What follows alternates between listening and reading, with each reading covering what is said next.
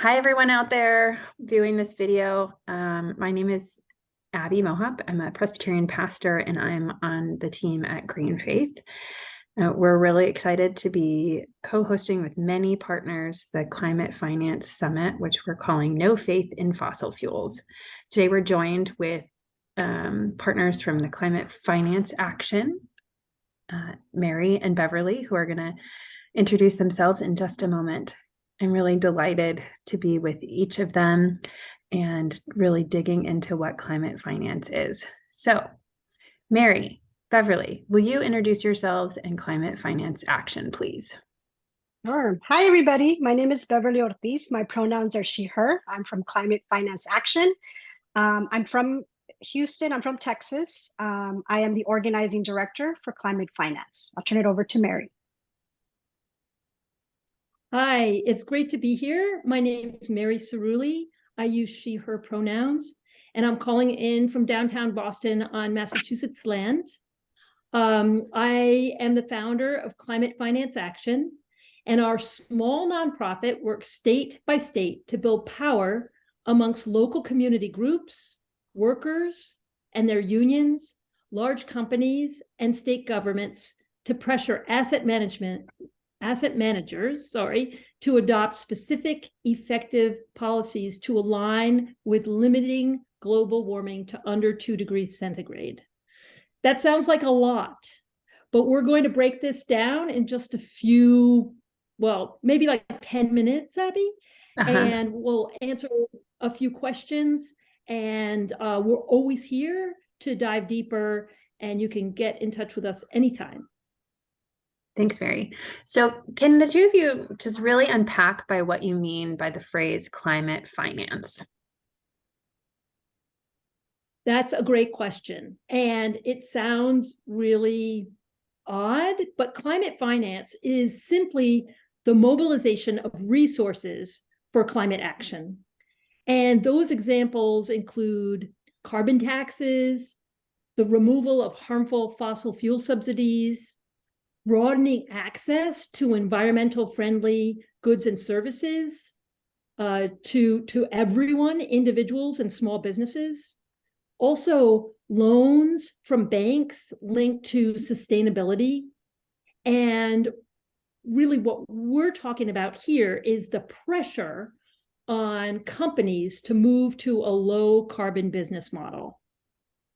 So one big lever of change has to do with the financial system.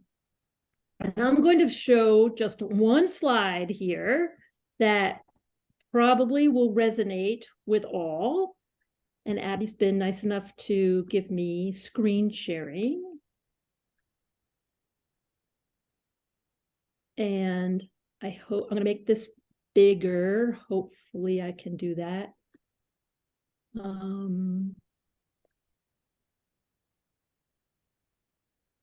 There you go. This is a pretty cool slide. And what I really want to get across to everyone is that for as long as there's been oil from the ground, the fossil fuel industry has been deeply bound with our financial sector. It's always been deeply connected. And when I say financial sector, I mean insurance companies, banks, and big investors. They've fueled this problem, and there's a chance for them to be part of the solution instead of that problem. I love that image because of the clear pipeline, right? From money to planet. Absolutely. And all the things that go with it. That's right. So why do we need still not up there? Yeah, it went away. It's okay. Okay, good. So if that pipeline is really clear, why do we need to hold asset managers and private equity funds accountable if we care about climate justice? Why those particularly? Well, I want to add here on the fact that climate change is really hurting our communities, and in many different ways. And it's hurting our communities, it's hurting our government, it's hurting our businesses. I was in Houston when Hurricane Harvey hit, and it devastated communities. Homes were destroyed, the city was shut down, nobody could come in, nobody could come out.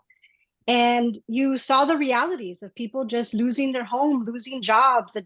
Buildings, commercial buildings, city buildings were closed for many months. And it took an impact on the community. And if you think about how they repair, how do they repair their lives, right? If you think about California and the West Coast with the wildfires as well, right? A lot of damage, a lot of homes, damaged, uninsurable, uninhabitable. We had essential workers saving lives, fighting those fires, but it took a toll on the community. And there is the realities of that, right?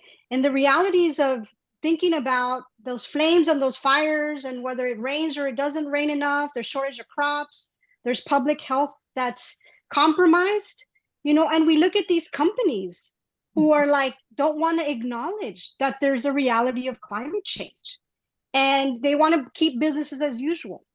And that's a big problem, right? And we have to hold them accountable, and we have to think about what are the ways to hold them accountable. So you have these companies that have investors, and these investors are, called shareholders. They own parts of these companies, large part of this company, and they have the tools that they need to be able to make change and to be part of that solution. And they've got to use that shareholder power. And that's what we talk to folks about. That's great. So I'll just jump in here just for a moment. And Bev, I love that personal story that you really come from the heart. But these few asset managers are among the largest investors in the world. And so the fact that they provide loans and capital to keep these high emitting companies going in the same direction is important to understand that there's just a few asset managers. BlackRock, Vanguard, Fidelity, and State Street Global Advisors are the largest. And often combined, they might own a quarter of a utility company or a consumer goods company that's causing deforestation and human rights abuses. So they have a huge amount of influence. Yet, as Bev mentioned, they lack the policies to protect those human rights and biodiversity. And so if we can get them to change and to work more quickly on the policies by which they not only invest, but by how they use their power to keep directors of these companies accountable and to be much more transparent in what they're investing in. That's why these asset managers do hold a key or a big part to our climate crisis. And also, it's very good to remember that there's only 106 companies that are responsible for 80% of the greenhouse gas emissions. And just to bring this home, half the greenhouse gas emissions come from utilities and agriculture. And then if you add in industry and transportation, those make up another third. So a big, huge problem that we see is actually in the hands of a few large investors. And actually, it's not like a million companies. We're talking 160 companies responsible for 80% of those greenhouse gas emissions. So it's a really it's a group of banks and asset managers, right? You said there are 4 that are particularly responsible for funding a small amount of companies that have this great impact. So if we can shift even those 4 asset managers. We can have real impact on the planet and getting us to this under 2 degrees centigrade. There's one more thing Yeah. that is important to understand about the asset managers. These big, huge asset managers manage their money and how they use their shareholder power on the behalf of others. So they are responsible or have a duty to their clients, and those clients are individuals if they do have extra dollars to put away. But think about retirement savings.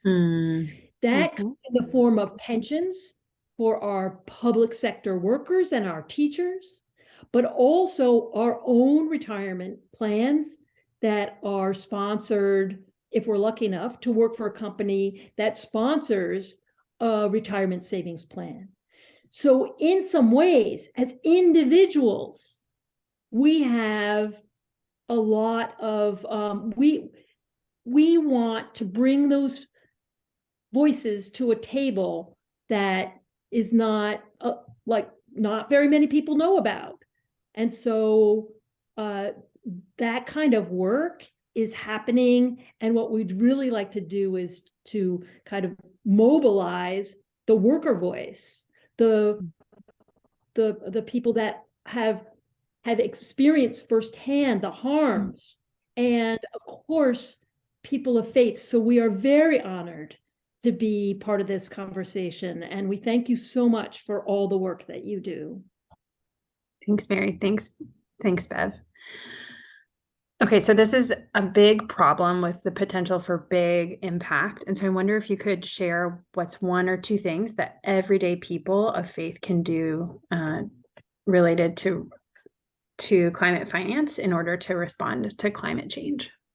Yeah, I'll jump in here. You know, Mary talked about the pension fund and the employer-sponsored retirement savings plan. These are where you have a powerful voice in the corporate boardroom.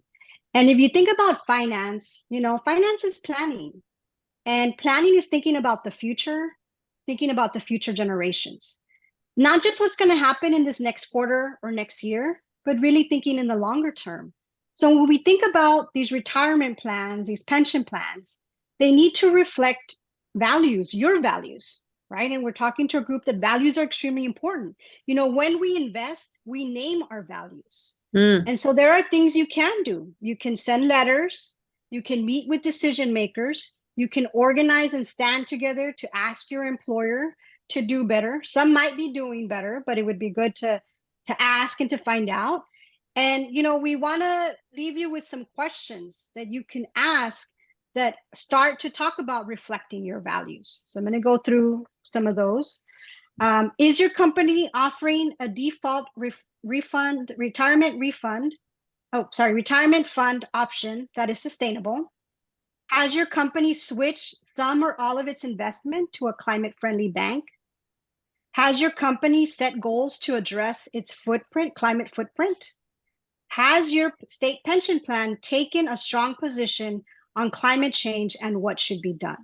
So here are core questions that can be asked for folks that are thinking, what can I do? Where can I express my values? Thank you.